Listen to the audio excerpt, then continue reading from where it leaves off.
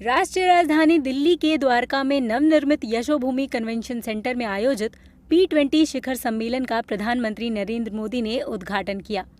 इस दौरान पीएम नरेंद्र मोदी ने G20 के सदस्य देशों के सभापति को भी संबोधित किया। उन्होंने कहा कि संसद बहस और विचार विमर्श के लिए एक महत्वपूर्ण स्थान है और इस संबोधन में उन्होंने भारत की कई उपलब्धियां भी गिनाई।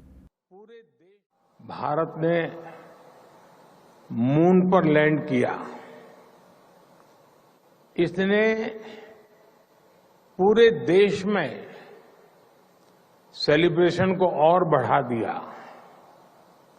फिर हमने यहां दिल्ली में ही एक सफल G20 समिट को होस्ट किया और अब यहां ये P20 समिट हो रही है।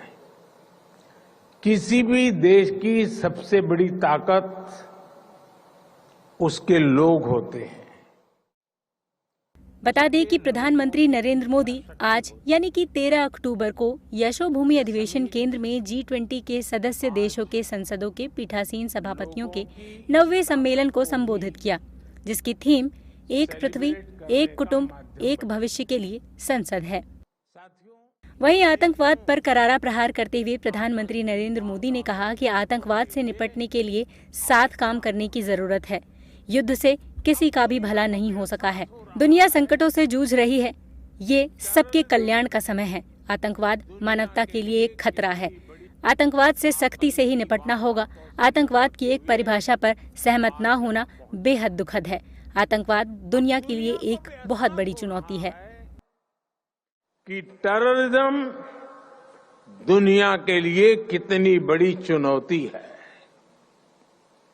टेररिज्म चाहे कहीं भी होता हो, किसी भी कारण से होता हो, किसी भी रूप में होता हो, लेकिन वो मानवता के विरुद्ध होता है। ऐसे में टेररिज्म को लेकर हम सभी को लगातार सख्ती बरतनी ही होगी। प्रधानमंत्री नरेंद्र मोदी ने आगे कहा, संघर्षों और टकराव से भरी दुनिया किसी को फायदा नहीं पहुंचा सकती। एक विभाजित दुनिया हमारे सामने मौजूद चुनौतियों का समाधान नहीं दे सकती। इसके साथ ही G20 संसदीय अध्यक्षों के शिखर सम्मेलन यानी कि P20 में लोकसभा अध्यक्ष ओम बिरला ने कहा, P20 शिखर सम्मेलन का विषय एक पृथ्वी, एक परिवार, एक भविष्य है। मानना था कि पर्यावरण किसी एक देश का विषय नहीं है, बल्कि हम सबकी व्यक्तिगत और सामूहिक जिम्मेदारी है। हम इसके लिए अपनी जीवन शैली में बदलाव करें जो पर्यावरण के संरक्षण के लिए उपयोगी हो। मुझे अत्यंत प्रसन्नता है कि इस मिशन को G20 समूह के सभी देशों की संसदों का भरपूर समर्थन। P20 शिखर सम्मेलन की शुरुआत 12 अक्टूबर से हो चुकी है। हालांकि मुख्य कार्यक्रम 13-14 अक्टूबर को है। सम्मेलन के पहले दिन पार्लियामेंट्री फोरम ऑन लाइफ के थीम पर इस कार्यक्रम को आयोजित किया गया। राज्यसभा के सभापति जगदीप धनखड़ और लोकसभा अध्यक्ष ओम बिरला के नेतृत्व में इन सभी कार्यक्रमों को अंतिम रूप दिया जाएगा। सम्मेलन में कुल 4 सत्र हैं। सम्मेलन के दौरान भारत अपने सदियों पुराने लोकतांत्रिक इतिहास को दुनिया के सामने रखने वाला है।